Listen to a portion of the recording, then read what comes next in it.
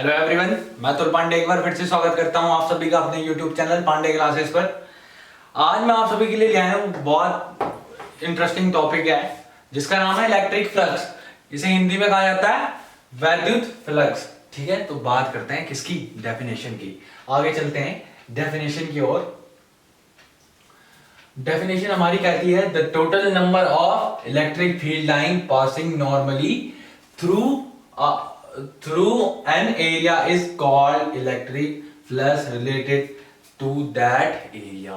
अब बात करते हैं क्या, थोड़ा माइंड लगाओ आप लोग। क्या है, हिंदी वालों को तब तक समझाता हूं मैं।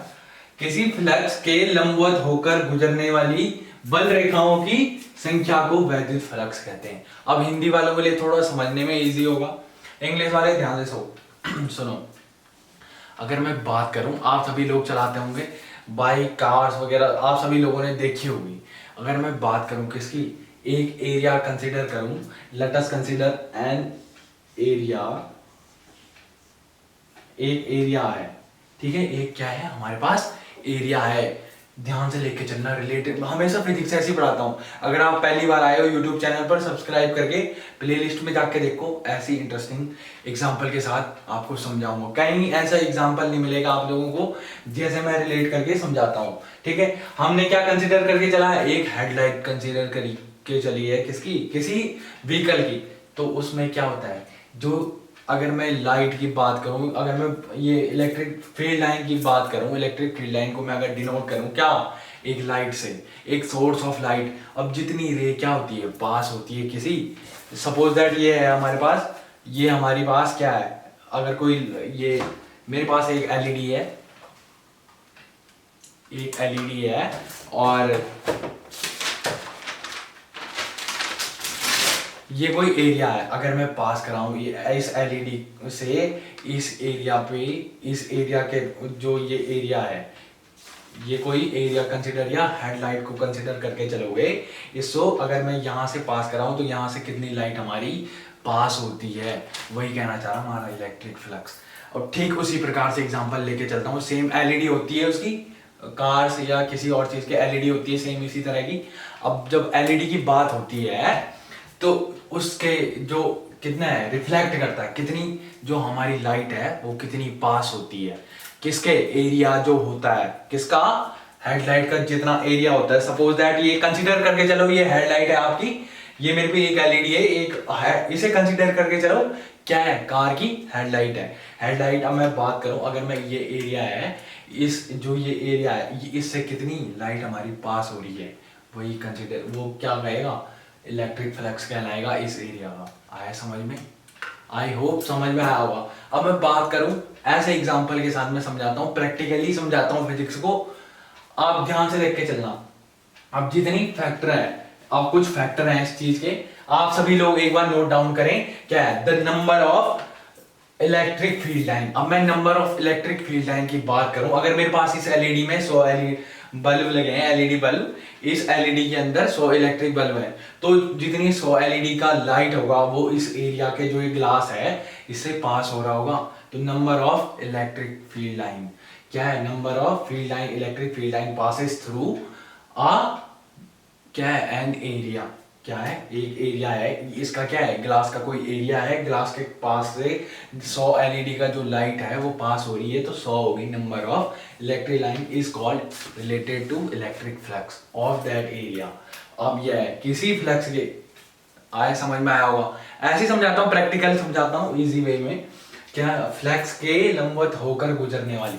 अब लंबवत की बात करी तो लंबवत मैं समझ, हिंदी वालों के लिए बड़ा इजी है समझने में, इसीलिए दोनों मीडियम में पढ़ाता हूँ, हिंदी और इंग्लिश में, ताकि क्या है आप लोगों को समझ में आ जाए। मेरा मतलब है कि जो भी स्टूडेंट देख रहे हैं उनका क्या है, कंसेप्ट क्लियर होना चाहिए।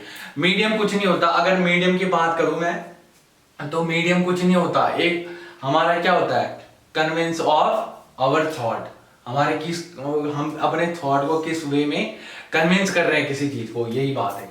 हिंदी इंग्लिश कुछ मैटर नहीं करता, डजंट मैटर। ठीक है, बात करके चलते हैं इनको समझने की कोशिश। अब बात करते हैं क्या होता है। आई होप ये पहले सारे नोट डाउन कर लो, स्क्रीनशॉट ले लो सारे, तब तक मैं ले लिया होगा, आई होप स्क्रीनशॉट ले लिया होगा। अब क्या करूं, इसका क्या करते हैं, नंबर ऑफ फैक्टर, कुछ फैक्टर होते हैं जो क्या करते हैं, फैक्टर डिपेंड करते हैं किस चीज के, कुछ फैक्टर डिपेंड करते हैं, स्क्रीनशॉट ले लिया, इसे मिटा देते हैं। कुछ कारक होते हैं जो क्या करते हैं, डिपेंड करते हैं हमारे इलेक्ट्रिक फ्लक्स पे। इसे डिनोट करा जाता है बेसिकली, किस चीज से डिनोट करा जाता है, फाई। फाई से डिनोट करते हैं इलेक्ट्रिक फ्लक्स को, इलेक्ट्रिक फ्लक्स को डिनोट करते हैं फाई से। अब क्या करते हैं, इसका क्या है, फाई एक कुछ फैक्टर है इसके, क्या है, फैक्टर डिपेंडिंग ऑन, फैक्टर क्या करते हैं, डिपेंड करते हैं, some factor depending on electric flux, कुछ कारक, इसे हिंदी में कहा जाता है कारक, कुछ कारकों पर डिपेंड करते हैं। इसे अगर मैं कारक ही लिखूं, कारकों पर, कुछ फैक्टर पे क्या डिपेंड करता है, इलेक्ट्रिक फ्लक्स डिपेंड करता है। अब क्या करता है इलेक्ट्रिक फ्लक्स, इसे मैं इसे डिनोट करूं, phi is directly proportional to E. आई हो ई आपको समझ में आया होगा। जो भी इस वीडियो को पहली बार देख रहे हैं जाके चेक करो, प्लेलिस्ट में मिल जाएगा, नहीं तो मैं लिंक दे दूंगा डिस्क्रिप्शन में। ई क्या होता है, इलेक्ट्रिक, ई डिनोट करता हमारा क्या है, इलेक्ट्रिक फील्ड, विद्युत क्षेत्र को।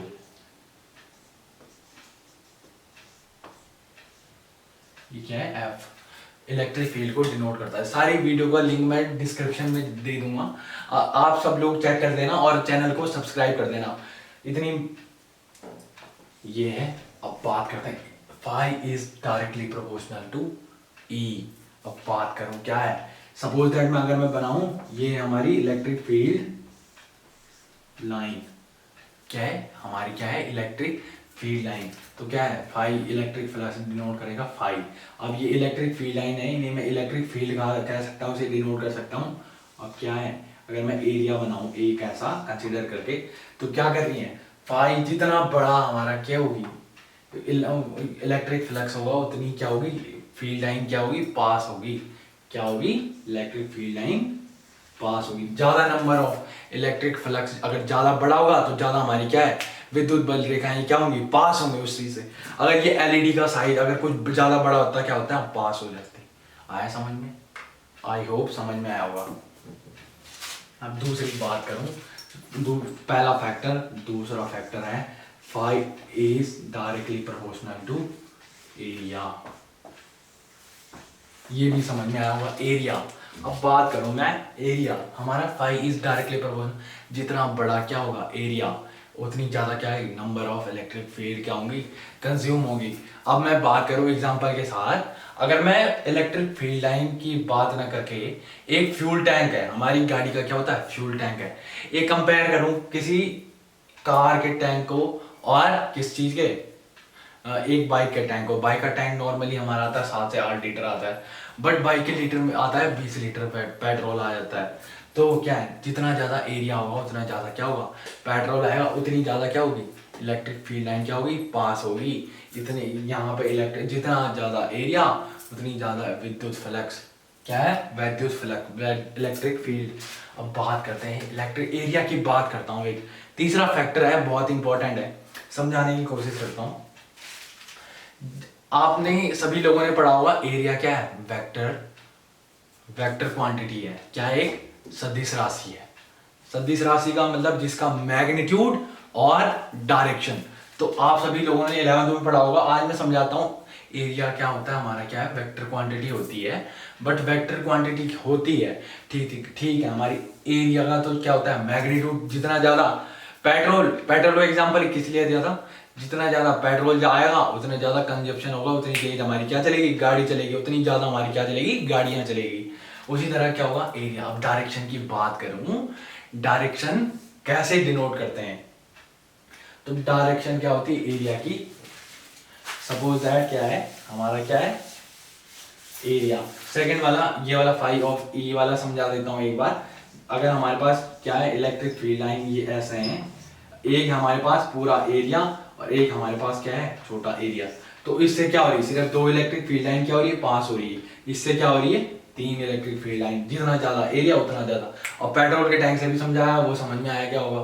अब बात करते हैं मैग्नीट्यूड की, बात करूं मैं अगर इसकी, मैग्नीट्यूड का हमें सब पता है, पर जो हमारा इलेक्ट्रिक फील्ड का जो एरिया का क्या होता है, मैग्नीट्यूड। अब डायरेक्शन तो कभी पता ही नहीं किसी ने, तो डायरेक्शन समझाने की कोशिश करता हूं। सपोज दैट ये हमारा कोई एरिया है, तो एरिया का डायरेक्शन हमेशा होता है किसके, इसके अलोंग विद परपेंडिकुलर टू, किसके लंब होता है, एरिया के लंबवत होती है हमेशा।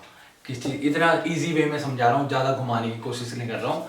क्या है हमारा, क्या है, कंसेप्ट क्लियर करना है, मेन मकसद क्या है, कंसेप्ट क्लियर करना। ज्यादा दिमाग लगाने की जरूरत नहीं है। एरिया है, एरिया के क्या होता है, परपेंडिकुलर जो डायरेक्शन होती है उसमें हमारी क्या होती है, परपेंडिकुलर लाइन ऑफ एक्शन होती है, वो क्या होती है, परपेंडिकुलर हमारी जो डायरेक्शन होती है। इसीलिए एरिया को कहा जाता है वेक्टर क्वांटिटी। क्या कहा जाता है, वेक्टर क्वांटिटी।